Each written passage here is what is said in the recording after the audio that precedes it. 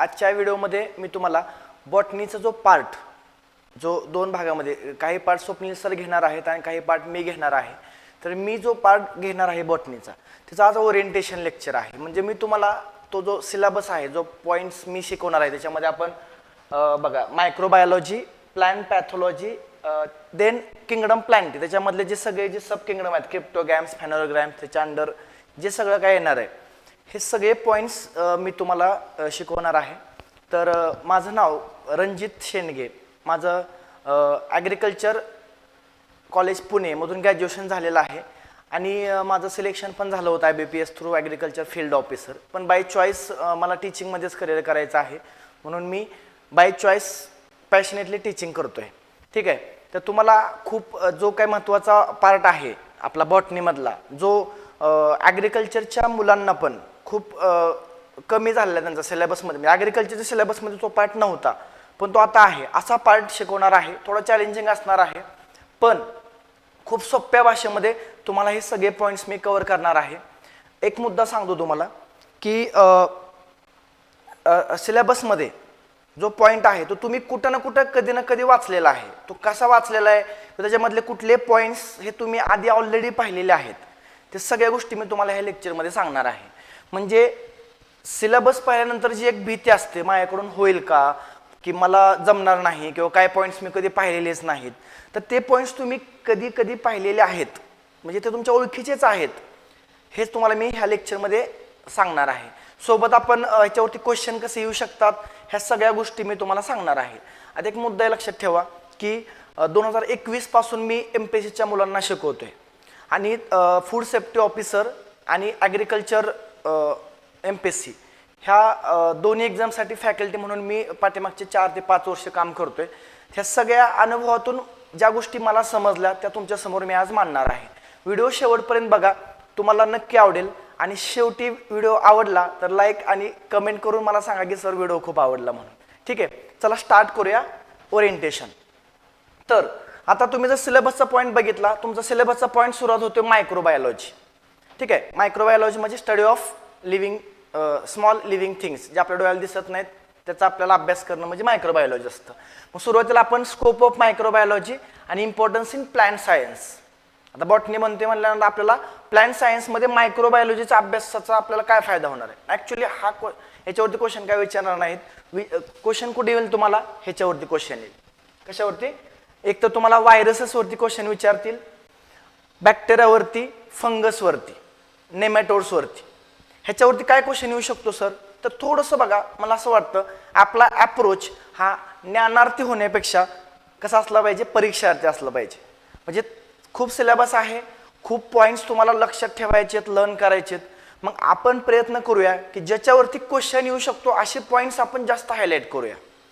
त्याचं क्वेश्चनचं आन्सर कसं लिहायचं आहे, त्याचं आन्सर लक्षात कसं ठेवायचं, एक्झाममध्ये काय शॉर्ट ट्रिक लक्षात ठेवून तुम्हाला त्याचं उत्तर लिहायचं आहे, हे सगळे पॉईंट्सवरती आपण जास्त फोकस दिला तर डिस्क्रिप्टिव्ह सारखी एक्झाम खूप इझिली तुम्ही टॅकल करू शकता.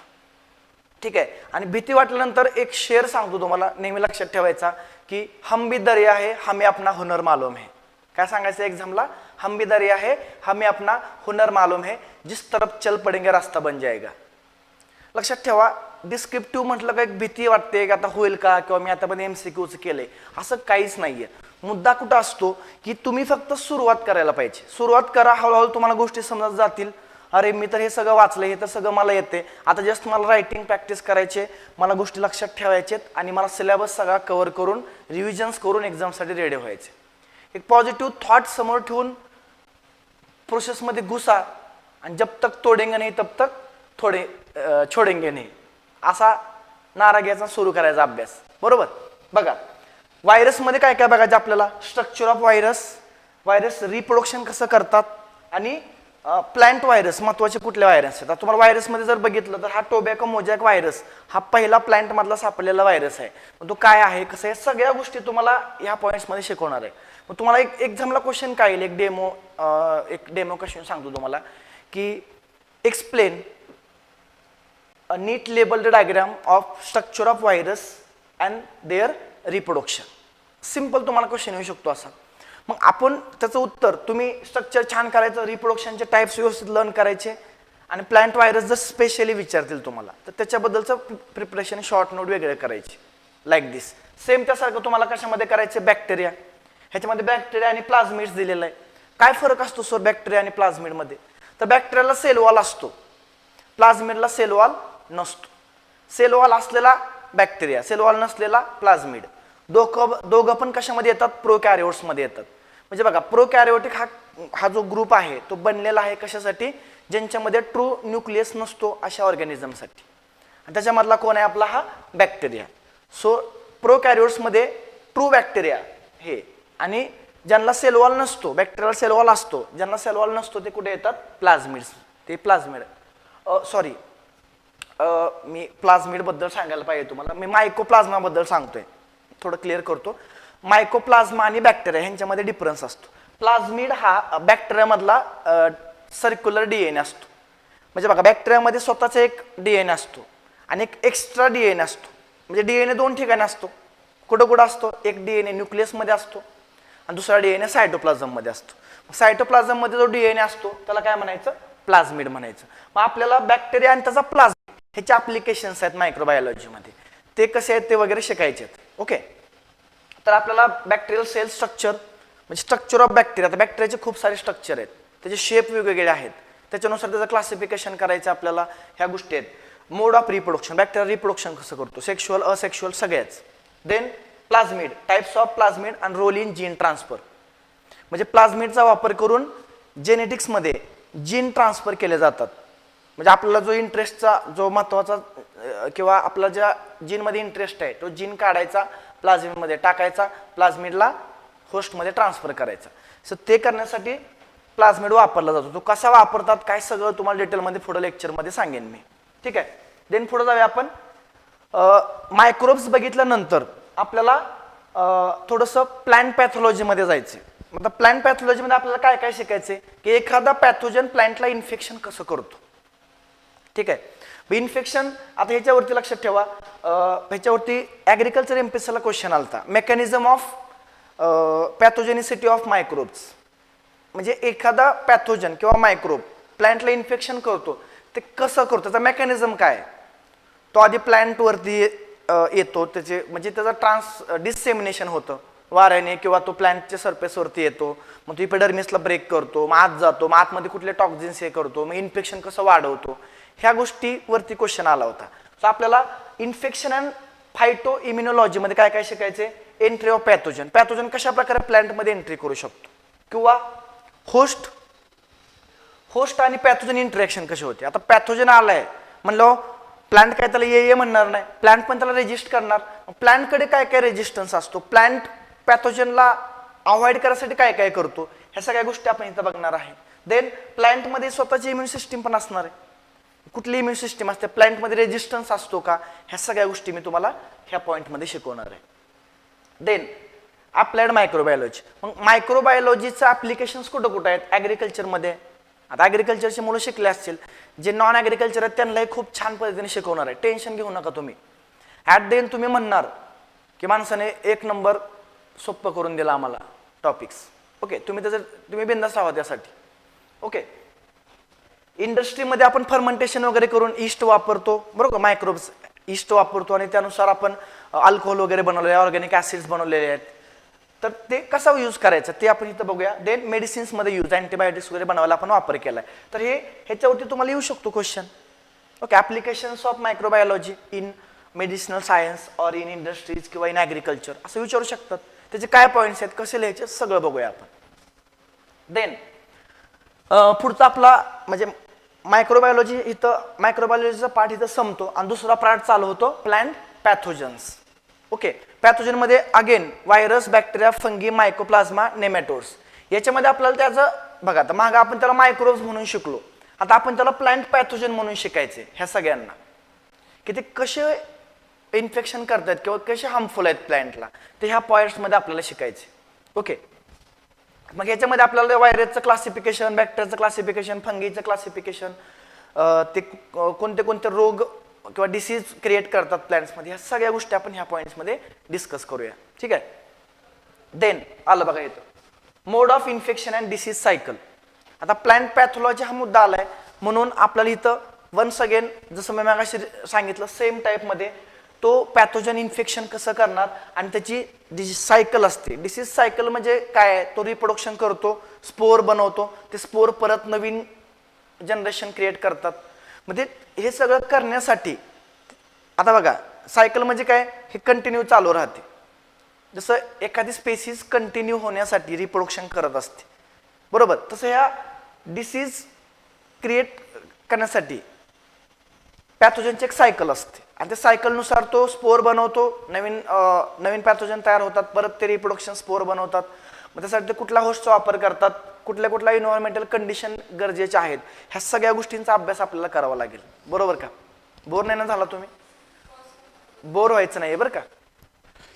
ओके तर आपण चालू केला होता पॉइंट कोणता, mode of infection and disease cycle. याच्यामध्ये एखादा पॅथोजन पहिली गोष्ट आता तो काय करणार, इनॅक्युलेशन. इनॅक्युलेशन म्हणजे काय, एखादा स्पोर वगैरे असतो तो फील्डवरती येतो, म्हणजे शेतकऱ्याने त्याची फील्ड खूप क्लीन ठेवलेली असते. इनॅक्युलेशन म्हणजे तो व्हायरस किंवा बॅक्टेरिया, तो फंगी किंवा त्याचे काही स्पोर हे इंट्रोड्यूस होणं फील्डवरती, याला काय म्हणतो आपण, इनॅक्युलेशन. देन मग तो मेन क्रॉपमध्ये त्याच्या होस्टमध्ये पेनिट्रेट करतो आणि मग तिथं स्वतःला मल्टिप्लाय करतो आणि त्यामुळे काय होतो, डिसीज तिथं क्रिएट करतो तो त्या प्लांटवरती. ह्या गोष्टी ह्याच्या हा मोड ऑफ इन्फेक्शनवरती क्वेश्चन आलता किंवा इन्फेक्शनची प्रोसिजर कशी असते त्याच्यावरती क्वेश्चन आलता. ह्या सगळ्या गोष्टी मी तुम्हाला खूप क्लिअरली आणि खूप छान शिकवणार आहे, त्याबद्दल बिंदास राहा तुम्ही. आता डिसेमिनेशन म्हणजे काय असतं की एका फील्डवरून म्हणजे इन्फेक्टेड प्लांटवरून नॉन इन्फेक्टेड प्लांट किंवा हेल्दी प्लांटकडे तो पॅथोजन कसा ट्रान्सफर होतो, याला काय म्हणायचं आपल्याला, डिसेमिनेशन. ह्याच्यामध्ये मग कोणाकोणाचा रोल आहे, एअरचा रोल आहे, वॉटरचा रोल आहे आणि काय वेक्टर्स पण आहेत बरोबर, व्हाईट फ्लाय वगैरे, हे सगळं शिकलोय. ॲग्रिकल्चरच्या मुलांना तर हे झालेलं आहे. नॉन ॲग्रिकल्चरच्या मुलांनीही कुठं ना कुठं 11th-12th मध्ये वगैरे हे काही मुद्दे पाहिलेले आहेत. ठीक आहे. सो सिलेबसचा पॉइंट हा तुम्ही कधी ना कधी कुठं ना कुठं वाचलेला आहे, बघितलेला आहे, फक्त तो थोडासा डिटेलमध्ये एक्झाम ओरिएंटेड आणि तुम्हाला डिस्क्रिप्टिव्ह पॅटर्नमध्ये लिहायचं ह्या पद्धतीने शिकायचं, एवढंच आहे ते. आणि हे सगळं करण्यासाठी आम्ही एकदम परफेक्ट तयारी करून तुमच्या समोर आहे. पाठीमागची 5 वर्षात आम्ही हेच केलेलं, आम्ही एक्सलन्सची टीम, लक्षात ठेवा. ओके. पुढं मॅनेजमेंट ऑफ प्लांट डिसीज. आता आपण डिसीज इन्फेक्शन कसं होते हे सगळं बघितलं, त्यानंतर आपल्याला शिकायचं की त्याचं मॅनेजमेंट कसं करायचं, डिसीज कंट्रोल कसं करायचं. ह्याच्यामध्ये आपण ह्या 4 मेथड शिकणार आहे, cultural method, chemical method, biological method आणि रेजिस्टंट व्हरायटीज वापरणं. हे त्याचे मॅनेजमेंट प्रॅक्टिसेस आहेत. त्याच्यामध्ये मग तुम्हाला सिम्पली कधी कधी फक्त explain the cultural practices for management of disease असं एक सिम्पल क्वेश्चन येईल, किंवा तुम्हाला अख्खं मॅनेजमेंटसाठी सगळं कल्चरल, केमिकल, बायोलॉजिकल, रेजिस्टंट सगळ्या मेथड्स शॉर्टमध्ये एक्सप्लेन करा म्हणतील, असा मोठा ब्रीफ एक्सप्लेन करायसाठी तुम्हाला क्वेश्चन येऊ शकतो. ठीक आहे. सो त्या पद्धतीने तुमची तयारी करून घेतली जाईल आणि सगळं मी आणि आम्ही सर्वच पाठच करून घेतो लेक्चरमध्ये. त्यामुळे लेक्चर व्यवस्थित करायचे, ज्या त्या लेक्चरला जो झालेला पार्ट आहे तो तिथंच सगळा काय करायचा, रिवाइज करायचा, लर्न करायचा, शॉर्ट नोटमध्ये, छोट्या पॉकेट नोटमध्ये तो बनवायचा आणि सोबत ठेवायचा. कंटिन्युअसली लर्निंग प्रोसेसमध्ये असलं पाहिजे तुम्ही. इथून पुढचे RFOची मेन्स येईपर्यंत तुम्हाला फक्त एकच गोष्ट करायची, अभ्यास. त्याच्यापेक्षा बाकी डोक्यात काय ठेवू नका. लक्षात ठेवा, आयुष्य बदलतं, सगळ्या गोष्टी चेंज होतात. पोस्ट निघायच्या आधीचं आयुष्य, पोस्ट निघायच्या नंतरचं आयुष्य, ह्याच्यामध्ये फक्त तो रिझल्ट असून त्यासाठी तुम्हाला इथून पुढं 5-6 महिने खूप कष्ट करायचे. ओके. आणि इथं प्लांट पॅथॉलॉजी हा पार्ट संपतोय आणि एक पुढचा पार्ट चालू होतोय, किंगडम प्लांटी म्हणतो मी त्याला. तो पार्ट ऍक्च्युअली काय आहे, किंगडम प्लांटी शिकायचा आपल्याला. बॉटनीमध्ये आपल्याला किंगडम प्लांटी, यू नो की आपल्याकडे 5 किंगडम आहेत. Doctor R.H. विटाकर यांनी लिव्हिंग ऑर्गॅनिझमचं क्लासिफिकेशन 5 किंगडम मध्ये केलं, बरोबर का. मोनेरा, प्रोटेस्टा, फंगी, प्लांटी आणि अॅनिमालिया. तर ह्या 5 पैकी बॉटनीमध्ये आपल्याला महत्त्वाचा किंगडम शिकायचा आहे, किंगडम प्लांटी. आणि तुम्ही आता हे राज्यसेवेची प्रीचा अभ्यास करताना तुम्ही शिकलाय सगळे हे. त्याच्यामध्ये आपण काय काय बघितलं होतं की किंगडम प्लांटीमध्ये 2 सब किंगडम पडतात. कुठले कुठले, क्रिप्टोगॅम्स आणि फॅनोरोग्रॅम्स. क्रिप्टोगॅम्स म्हणजे ज्यांची लाईफस्टाईल किंवा ज्यांचं स्ट्रक्चर मोस्टली जमिनीवर पसरल्यासारखं असतं, बरोबर. आणि फॅनोरोग्राम्स म्हणजे काय, ज्यांची बॉडी इरेक्टेड असते, स्टेम असतं प्रॉपर, बरोबर का, रूट सिस्टीम प्रॉपर, ह्या सगळ्या गोष्टी ते कोण असतात, आपले फॅनोरोग्राम्स. So क्रिप्टोग्राम्स and फॅनोरोग्राम्स. ह्याच्यामध्ये वन बाय वन आपण बघितलं. आपल्याला पहिल्यांदा काय बघायचंय, अल्गी. अल्गीवरती खूप वेळा तुम्ही जर पाठीमागचे UPSCचे ऑप्शनलचे क्वेश्चन जर बघितले, बॉटनी ऑप्शनल किंवा ॲग्रिकल्चर मधून, तर तुम्हाला दिसेल की अल्गीवरती क्वेश्चन खूप वेळा विचारलाय. आता तुम्हाला अल्गीचं माझ्या मते 50 ते 60% गोष्टी माहिती आहेत. तुम्ही राज्यसेवा प्रीचा अभ्यास करताना शिकलाय अल्गीचे, म्हणजे अल्गी काय असतं. अल्गी म्हणजे थोडक्यात शेवाळ, आपण जे पाण्यामध्ये शेवाळ बघतो ते शेवाळबद्दल आहे. पण आपण जे अभ्यास केला राज्यसेवा प्री, त्याच्यामध्ये काय काय बघितलं, red algae, brown algae, green algae. ह्याच्यापेक्षा अजून काय अल्गीचे टाइप्स आहेत आणि त्या सगळ्यांचा इकॉनॉमिकल इम्पॉर्टन्स काय आहे याच्यावरती क्वेश्चन विचारलाय. म्हणजे आता लाईक ग्रीन अल्गीला आपण क्लोरोफायसी म्हणलं, रोडोफायसी, बरोबर का. हे जे सगळे टाइप्स आहेत अल्गीचे, ह्याच्यावरती स्पेशली क्वेश्चन येणार तुम्हाला. म्हणजे अल्गीवरती सेपरेट नाही येणार. अल्गीच्या कशावरती, अल्गीच्या क्लासिफिकेशन वरती क्वेश्चन तुम्हाला मोस्टली, लाईक क्लोरोफायसीचं विचारतील तुम्हाला ते. म्हणजे ब्राऊन अल्गीचं तुम्हाला हे सगळं विचारतील, त्याचं structure and reproduction. Structure in the sense तुम्हाला ते काय विचारतील, salient features of Chlorophyceae, explain in detail about salient features of Chlorophyceae and their reproduction and their economical importance. असा मोठा क्वेश्चन तुम्हाला येऊ शकतो आणि खूप इझी आहे. नोट्स बनवताना तुम्हाला त्या ओरिएंटेडच बनवलेले आहेत की त्यामध्ये तुम्हाला आधी सायलेंट फीचर, तुम्हाला सगळे सायलेंट फीचर म्हणजे काय सर, याच्यामध्ये तुम्हाला सेलचा टाईप कोणता आहे, त्याचा हॅबिटेट कोणतं आहे, त्याची प्लांटची बॉडी कशी असते, बरोबर, त्यानंतर त्याचा सेल कसा आहे, सेल वॉल कशानं बनलेला आहे, त्याच्यामध्ये स्टोअर्ड मटेरियल काय असतात, ह्या सगळ्या गोष्टी तुम्हाला त्याच्या सायलेंट फीचरमध्ये बघायचे. देन त्याचं रिप्रोडक्शनचे टाइप्स, 3 टाइप मोस्टली आपल्याला अल्गेमध्ये बघायचे. कुठले कुठले, vegetative propagation, asexual reproduction, sexual reproduction.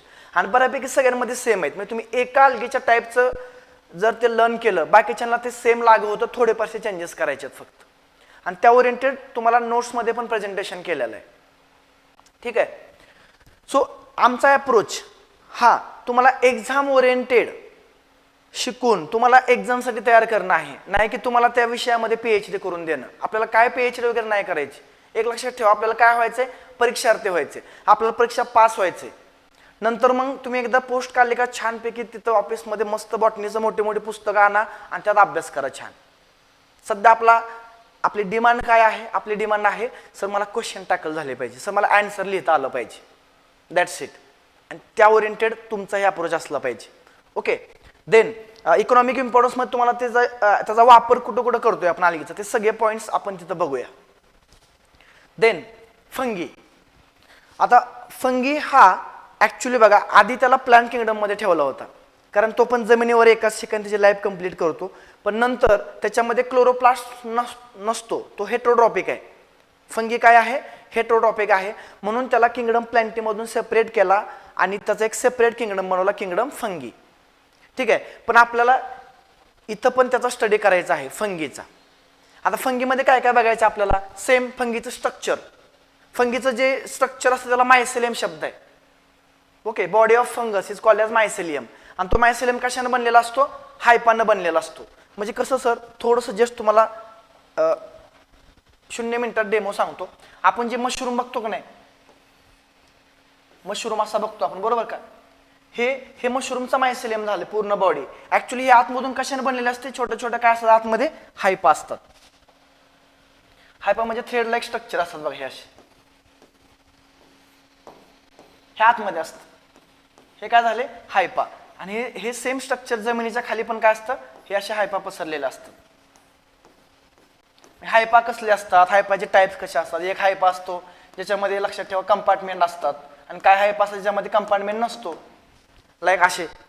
हे काय पॉईंट्स आहेत, हे सगळे पॉईंट्स आपण कशामध्ये बघणार आहे, structure of fungi and their hyphae, mycelium, हे सगळे पॉईंट्स. मग आपण फंगीचं reproduction, once again reproduction same आहे, सेक्शुअल, असेक्शुअल. त्याच्यामध्ये तो काय सेक्शुअल स्पोर बनवतात, काय असेक्शुअल स्पोर बनवतात. ठीक आहे. हे तर तुम्हाला सांगतो इतक्या, तुम्हाला म्हणजे जे अवघड वाटते की नाही सर कसं लक्षात ठेवू मायसेलियम, एकदम सोप्या भाषेत. तुम्हाला असं वाटणार की सर हे या गोष्टी एवढ्या सोप्या होत्या आणि आम्ही त्याचं टेन्शन घेतलं होतं at the end of this हे फंगी शिकवल्यानंतर. सो तुम्ही त्याबद्दल बिंदास राहा. Okay. Then then industrial importance काय आहे फंगीचा, आपण त्याचा फर्मेंटेशन मध्ये कोणाला वापरतो, आपण ईस्टला वापरतो. तर ईस्टचा वापर करून फर्मेंटेशन करून आपण कसं अल्कोहोल बनवणार आहे, काय काय एन्झाइम्स बनवणार आहे, इन्सुलिन बनवले, ह्या सगळ्या गोष्टी आपण इथं डिस्कस करूया. ठीक आहे. Okay. Then bryophytes. So one second I will repeat the one things. आपण जे अल्गी बघणार आहे, अल्गीमध्ये आपण काय बघितलं, म्हणजे अल्गीला थॅलोफायटा नावाचा शब्द आहे. तुम्ही तो ज्यावेळेस सायन्सचा अभ्यास केला राज्यसेवा प्रीला त्यावेळेस तुम्ही बघितलं थॅलोफायटा, नंतर ब्रायोफायटा आणि टेरिडोफायटा, हे तीन कशामध्ये येतात, क्रिप्टोगॅम्समध्ये येतात. म्हणजे किंगडम प्लॅन्टी डिवाइड केला आपण दोन पार्टमध्ये, बरोबर का. किंगडम, एक मिनिट जस्ट मी तुम्हाला क्लिअर करतो ते.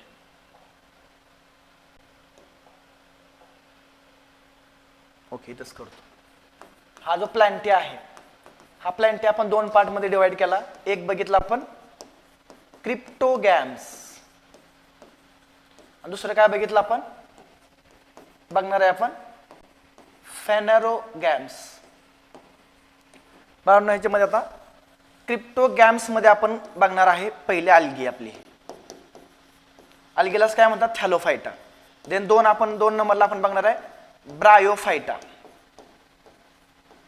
आणि देन 3 नंबरला आपण बघणार आहे टेरिडोफायटा.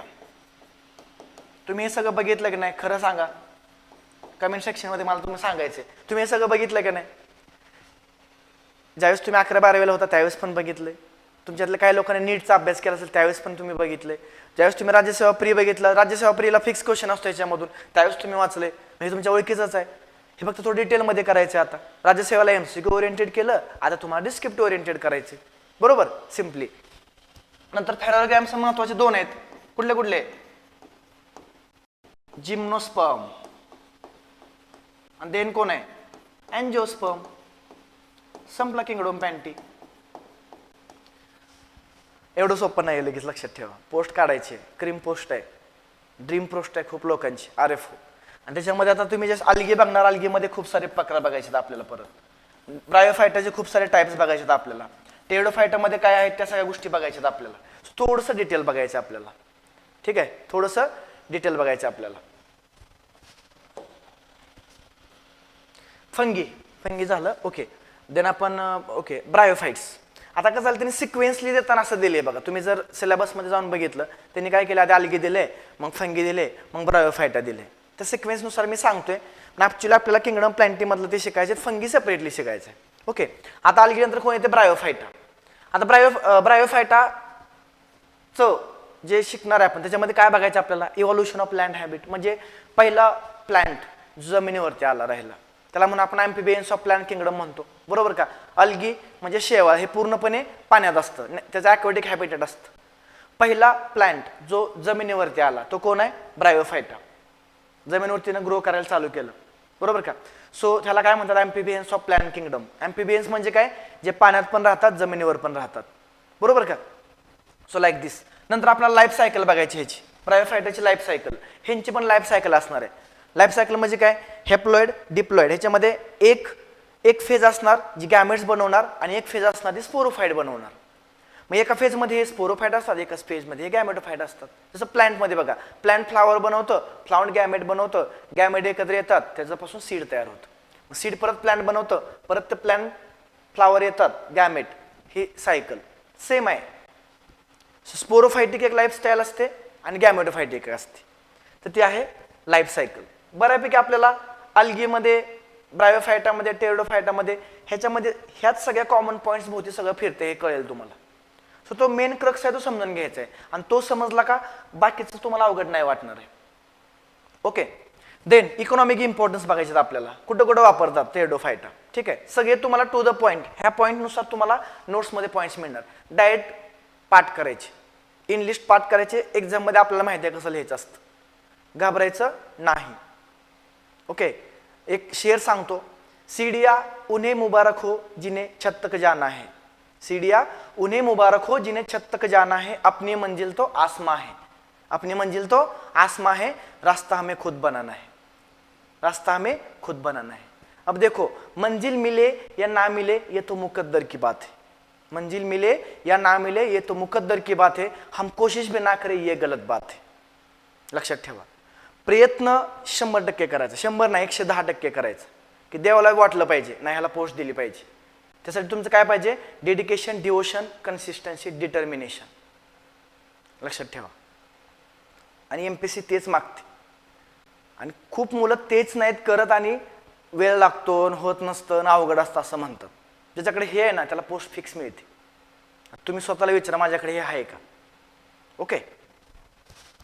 ब्रायोफायटा, आता टेरिडोफायटा सेम. त्याच्यामध्ये हे व्हॅस्क्युलर क्रिप्टोगॅम्स आहेत. शब्द का आला व्हॅस्क्युलर? आतापर्यंतची आल्गी आणि आपला ब्रायोफायटा ह्यांच्यामध्ये झायलम फ्लोएम नव्हतं म्हणून त्यांना नॉन व्हॅस्क्युलर म्हणतात. हा काय व्हॅस्क्युलर, ह्याच्यामध्ये झायलम फ्लोएम असतो.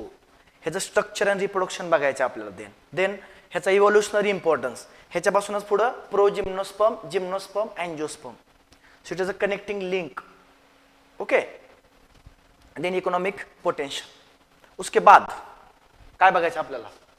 पार्ट 3 मध्ये आपण जाऊया. आता बघा पार्ट फर्स्ट मध्ये आपण मायक्रोबायोलॉजी आणि प्लांट पॅथॉलॉजी बघितला. पार्ट 2 मध्ये आपण किंगडम प्लांटी बघितला. बरोबर का? पार्ट 3 मध्ये मग थांबा, किंगडम प्लांटी मधला हा पार्ट आपण पार्ट 2 मध्ये बघितला. किंगडम प्लांटी मधला पार्ट पुढचा फेनोरोगॅम्स, ह्याच्यामध्ये आपल्याला 2 शिकायचे, जिम्नोस्पर्म, अँजिओस्पर्म. Gymnosperm, angiosperm. चला, जिम्नोस्पर्म म्हणजे काय असतं सर? ह्यांचं सीड जे असतं ते नेकेड असतं. म्हणजे इन जनरल काय असतं? इन जनरल काय असतं की हे बघा, ओव्हरी, स्टाईल, स्टिग्मा, ह्याच्या आत ओव्ह्यूल असतो. बरोबर का? हे काय असतं? ओव्ह्यूल. वर काय असते? ओव्हरी. तुम्हाला माहित आहे इथं पोलंगरण येतो, फर्टिलायझेशन करतो. फर्टिलायझेशन झाल्यानंतर आफ्टर फर्टिलायझेशन काय होतं? आफ्टर फर्टिलायझेशन हा जो वरचा पार्ट आहे हा कशामध्ये कन्वर्ट होतो? फ्रूटमध्ये. वरचा पार्ट कशामध्ये कन्वर्ट होतो? फ्रूटमध्ये. आणि आतला पार्ट कशामध्ये कन्वर्ट होतो? सीडमध्ये. असं बघा, ओव्हरी कन्वर्ट इनटू फ्रूट आणि ओव्ह्यूल कन्वर्ट इनटू सीड. हे कोणामध्ये होतं? हे कोणामध्ये होत असतं? हे होत असतं अँजिओस्पर्म मध्ये. जिम्नोस्पर्म मध्ये काय असतं? तर जिम्नोस्पर्मचं जे सीड असतं बघा, हे ओपनच असतं असं. हे बघा, असं ओपन असतं. म्हणजे ज्या वेळेस सीड फ्रूटमध्ये एनक्लोज नसतं त्यावेळेस त्याला म्हणायचं जिम्नोस्पर्म. जिम्नोस म्हणजे नेकेड, ओपन सीड असतात इथं. हे बघा, हे सीड आहे, हे ओपन सीड असते इथं, त्याला म्हणायचं जिम्नोस्पर्म. जिम्नोस्पर्म मध्ये आपल्याला सुरुवातीला काय शिकायचंय? प्रोजिम्नोस्पर्म. देन कन्सेप्ट ऑफ प्रोजिम्नोस्पर्म, देन आपल्याला जिम्नोस्पर्मचं क्लासिफिकेशन आणि देन त्याचं डिस्ट्रीब्युशन. ह्या सगळ्या गोष्टी आपल्याला बघायच्या आहेत. कशामध्ये? जिम्नोस्पर्म मध्ये. ह्याच्यावरती आलेले सगळे क्वेश्चन घेणार. आतापर्यंत UPSC मध्ये आलेले सगळे क्वेश्चन इथं नोट्समध्ये असणार आणि लेक्चरमध्ये डिस्कस करणार. कसलाही पॉईंट कसाही फिरून क्वेश्चन विचारलेला असू द्या, सगळं डिस्कस करायचं. ओके. देन आपला अँजिओस्पर्म तुमच्या ओळखीचा. सॉरी, जिम्नोस्पर्मच्या काय ऑर्डर्स आपल्याला शिकायचे आहेत. आपल्या सिलेबसमध्ये जिम्नोस्पर्म मध्ये पण काय ऑर्डर्स आहेत. हा पॉईंट थोडासा अवघड येतो, ओळखीचा नसतो, आपण बघितलेला नसतो.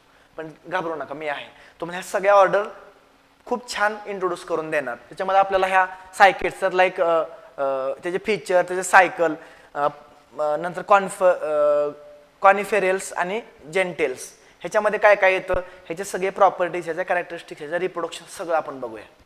ठीक आहे, चालेल. लेक्चर आवडलं असेल तर लाईक करा तिथं. ओके. पुढं इंट्रोडक्शन टू अँजिओस्पर्म. नंतर आपला अँजिओस्पर्म शिकायचं आहे. अँजिओस्पर्म मध्ये काय काय सांगणार तुम्हाला? Angiosperm unique feature.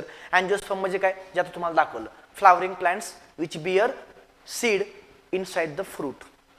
फ्रूटच्या आत सीड असतं, अशा प्लांटला काय म्हणतो आपण?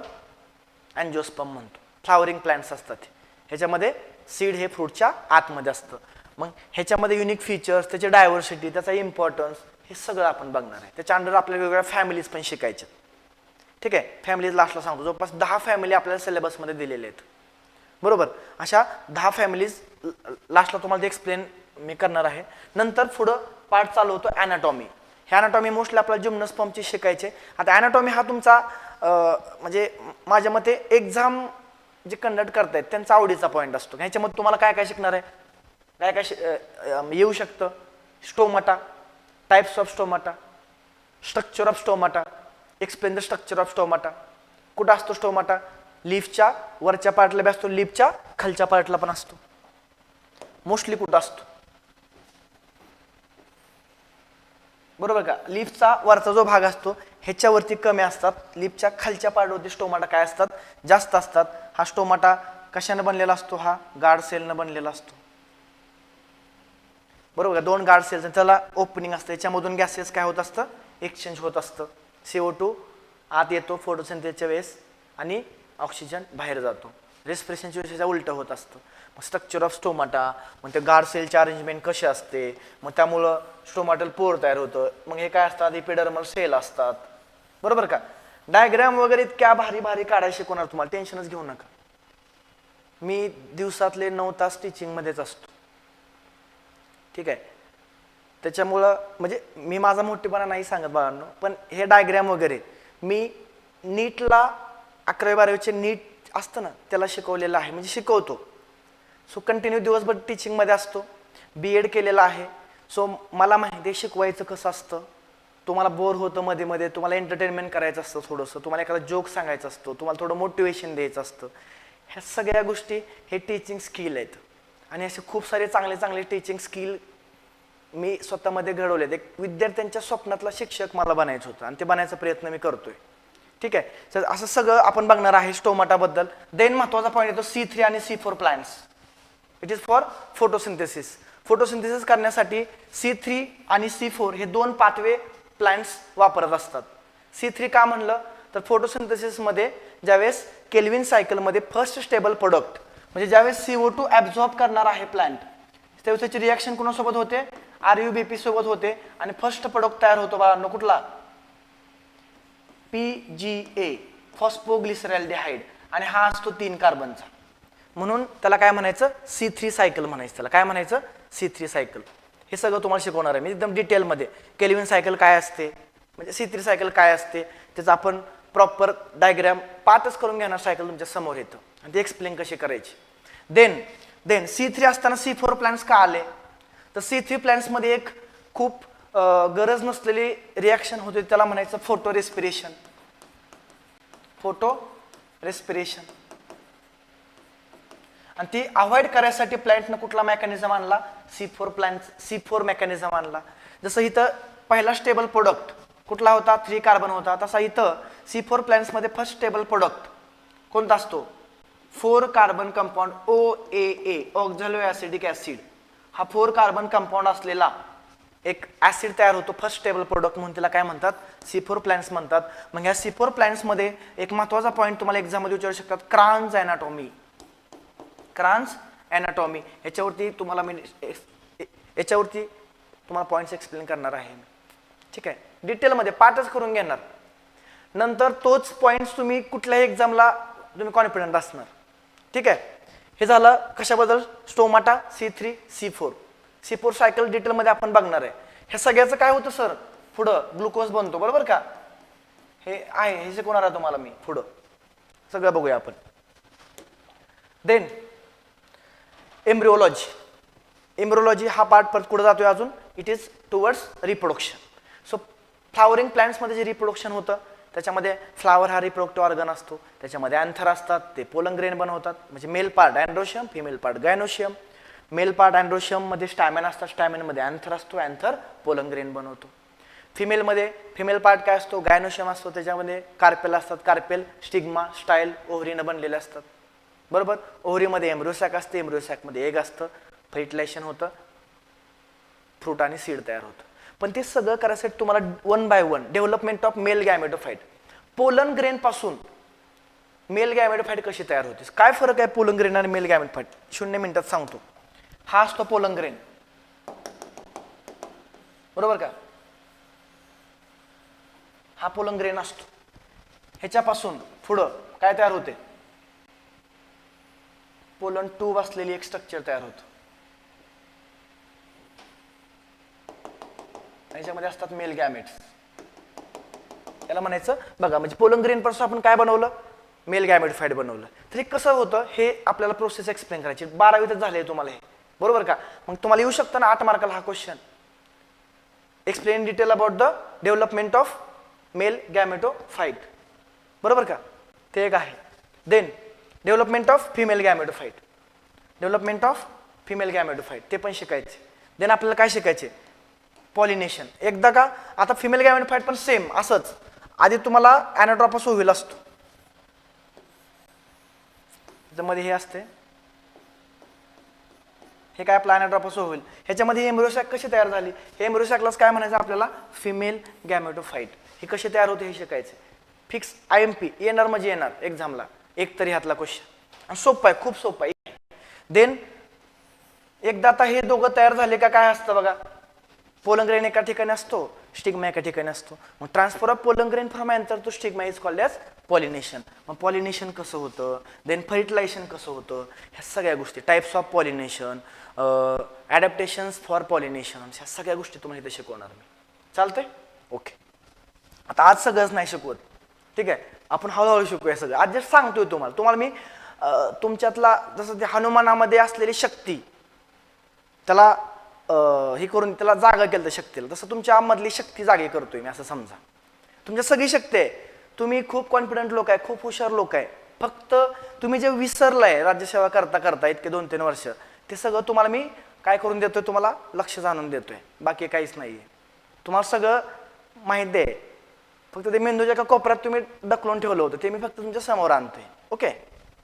देन एंडोस्पर्म तयार होतो आणि त्यापासून एम्ब्रियो, म्हणजे एंडोस्पर्म एम्ब्रियो हे दोघं तयार होतं आणि सीड तयार होतो.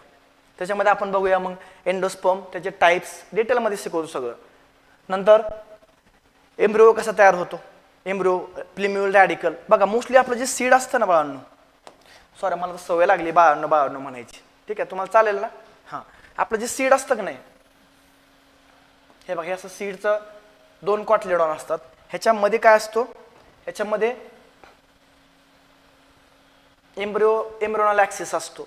तर ह्या पूर्ण पार्टला ऍक्च्युली एम्ब्रियो म्हणतात, माहिती आहे का तुम्हाला? त्याच्यामध्ये हे काय असतात? कॉटिलिडॉन. बरोबर का? एम्ब्रियोनल ॲक्सिसच्या ह्या वरच्या पार्टला आपण काय म्हणतो बाळांनो? ह्याला प्ल्युम्युल म्हणतो आपण. याला काय म्हणतो आपण? याला रॅडिकल म्हणतो आपण. प्ल्युम्युल पासून काय येतं? परत शूट येतं, बरोबर का? रॅडिकल पासून काय येतं? रूट येतं. म्हणजे आपल्याला काय बघायचे? एम्ब्रियो डेव्हलपमेंट कशी होते बघायचे. हे 2 कॉटलेडॉन कशा आल्या, एंडोस्पर्म कुठे गेला, ह्या सगळ्या गोष्टी कुठं बघायच्यात आपल्याला? एम्ब्रियो डेव्हलपमेंटमध्ये. देन पॉलीएम्ब्रियोनी, कधी कधी एकाच ओव्ह्यूलमध्ये काय होतं, 2-3 एम्ब्रियो तयार होतात, पॉलीएम्ब्रियो. तुम्ही जर हे सीड लावलं तर काय होतं, एकाच सीडमधनं 4-5 झाडं उगवतात, बरोबर का? त्यालाच काय म्हणतो आपण? पॉलीएम्ब्रियोनी. हा सोपं आहे, टेन्शन नका घेऊ. पॉलीएम्ब्रियोनी, बरोबर. देन ॲपोमिक्सिस, ह्याच्यामध्ये पण सेम. Apomixis is a type of asexual reproduction. Without fertilisation ज्यावेळेस सीड तयार होतं, फ्रूट तयार होतं का नाही? पार्थेनोजेनेसिस, पार्थेनोकार्पिक फ्रूट ऐकले का? सीडलेस फ्रूट कसे तयार होतात, तर ते सगळं आपल्याला ह्याच्यामध्ये शिकायचं ॲपोमिक्सिस मध्ये, बरोबर. चला पुढचा पॉईंट बघूया. थोडं मी फास्ट सांगतोय कारण मला ओरिएंटेशन लेक्चर खूप मोठं बनवायचं नाहीये. आपण परत 1 बाय 1 खूप छान सगळ्या गोष्टी क्लिअर करूया. देन पुढचा येतो पायलेनोलॉजी. ह्याच्यामध्ये आपल्याला ओके पोलन ग्रेनचा स्टडी करायचा आहे. स्ट्रक्चर ऑफ, माशी मी तुम्हाला स्ट्रक्चर ऑफ पोलन ग्रेन काढलं होतं बघा, तर ते पोलन ग्रेनचं स्ट्रक्चर, पॉलिनेशन बायोलॉजी काय असते नेमकं, म्हणजे ह्याच्यामध्ये की बाबा बघा, आंब्याचे पोलन ग्रेन चिक्कूच्या पोलन ग्रेनकडे नाही जाऊ शकत. आंब्याचे पोलन ग्रेन म्हणजे जाऊ शकतात पण फर्टिलायझेशन नाही करू शकत. ह्युमन मध्ये पण सेम स्पेसिसच ब्रीडिंग करू शकतं, मेटिंग करू शकतं. ही तर ती बायोलॉजी आहे. पॉलिनेशन बायोलॉजी काय आहे, ॲप्लिकेशन्स काय आहे, ह्या सगळ्या गोष्टी, आणि पोलनचा यूज काय केला जातो, ह्या सगळ्या गोष्टी आपण बघूया ह्याच्यामध्ये. ओके, शिकवेन, छान शिकवणार पुढं. नंतर महत्वाचा शेवटचा पॉईंट, स्टडी ऑफ अँजिओस्पर्मिक फॅमिलीज. ह्याच्यामध्ये सिलेबसमध्ये आपल्याला 10 पॉईंट्स दिलेले आहेत. किती पॉईंट्स दिलेले आहेत? 10 फॅमिलीज दिलेले आहेत. 10च्या 10 फॅमिली त्यातल्या महत्वाच्या, आतापर्यंत खूप वेळा विचारलेल्या ज्या फॅमिलीज आहेत त्याच्यावर आपण जास्त भर देऊया. अशा महत्वाच्या 4-5 फॅमिली आपण पाठ करूया, त्याच्यावरतीच एक्झामला क्वेश्चन येणार. ठीक आहे. सो होप सो तुम्हाला मी जे काही सांगतोय हे कळलं असेल, म्हणजे तुम्हाला एक सिलेबस डिकोड झाला असेल की अरे हां आपल्याला ह्याच्यामध्ये हे वाचायचंय का, इतकं सोपं आहे का, असं तुम्हाला थोडंसं फील आला असेल. ठीक आहे. ह्याच्यापेक्षा तुम्ही कॉन्फिडंट होणार ज्यावेळेस आपली पूर्ण बॅच कंप्लीट होऊन ज्यावेळेस तुम्ही एंडला असाल त्यावेळेस तुम्हाला समजेल की अरे यार खरंच म्हणजे एक्सलन्सला ॲडमिशन घेतलं हा योग्य निर्णय होता माझा. ठीक आहे. एक्झाम ओरिएंटेड अप्रोच घेऊन त्याच क्वालिटीचं मटेरियल बनवून विद्यार्थ्यांसमोर पाठीमागचे 10 ते 15 वर्षापासून ही अकॅडमी काम करते आणि ते मोस्टली ॲग्रिकल्चर फील्डमध्ये ॲग्रिकल्चर किंवा ह्यात हे बॉटनी असेल ह्याच्यामध्ये. आणि आम्ही सगळे डिवोटेड टीचर्स आहोत जे पॅशनेटली टीचिंगसाठीच त्यांनी स्वतःला झोकून दिलेलं आहे. बरोबर. सो त्या बाबतीत तुम्ही बिनधास्त राहा आणि कॉन्फिडन्स लेवल कमी करायची नाही, नेहमी लक्षात ठेवा. कारण आपण केलेलं कष्ट, आपण केलेला संघर्ष हे आपल्या पिढ्यानपिढ्या आलेलं गरिबी, पिढ्यानपिढ्या असलेली गरिबी, पिढ्यानपिढ्या असलेलं दारिद्र्य कमी करत असतं. ठीक आहे. प्रत्येक पिढीमध्ये एका व्यक्तीला हा हक्क मिळतो हे सगळं बदलायचा आणि तो तुम्ही आहात, लक्षात ठेवा. म्हणजे माझं जे काय परिस्थिती आहे ते बदलण्यासाठी देवानं माझ्या पिढीमध्ये मला निवडले हे असा विचार करायचा आणि अभ्यास करायचा, लक्षात ठेवा. आणि सगळं बदलतं. प्रत्येकाला खूप श्रीमंत व्हायचा, खूप छान आयुष्य जगायचा अधिकार आहे. देवाने सगळ्यामध्ये सेम सॉफ्टवेअर टाकून पाठवले. फक्त ते सॉफ्टवेअर कसं काम करतंय आणि कसं आउटपुट देते ह्याच्यावरती डिपेंड आहे. बरोबर का. म्हणजे कष्ट कोण त्या लेवलचं करतोय, त्या धम्मकनं कष्ट करतोय आणि पोस्ट काढतोय, स्वतःचं सगळं बदलतोय ह्याच्यावरती आपलं पुढचं भवितव्य आहे. बरोबर का. ठीक आहे. मोटिवेशन असं मिळतच राहील तुम्हाला प्रत्येक लेक्चरमध्ये. तर मी आज इथं थांबतो. आपण तुम्ही बाकीचे लेक्चर बॅचमध्ये पाहू शकता, ते तुम्हाला ॲपमध्ये मिळतील. तुम्हाला काही प्रतिक्रिया द्यायच्या असतील, काही रिव्ह्यू असतील तुमचे, तर ते तुम्ही मला सजेशन्स नक्की कमेंट बॉक्समध्ये देऊ शकता. आणि व्हिडिओ आवडला असेल तर जे गरजू लोक आहेत, तुम्हाला छान वाटत असेल तर त्यांच्यापर्यंत हा व्हिडिओ गेला पाहिजे. तर त्यांना व्हिडिओ शेअर करा, लाईक केलंच पाहिजे. म्हणजे जर तुम्हाला आवडला असेल तर. जर वाटलं नाही बंदा कुछ तो काम का बोला था तो लाईक तो पडेगा, लाईक तो चाहिए. ठीक आहे. चला भेटूया पुढच्या लेक्चरमध्ये. तोपर्यंत थँक्यू सो मच.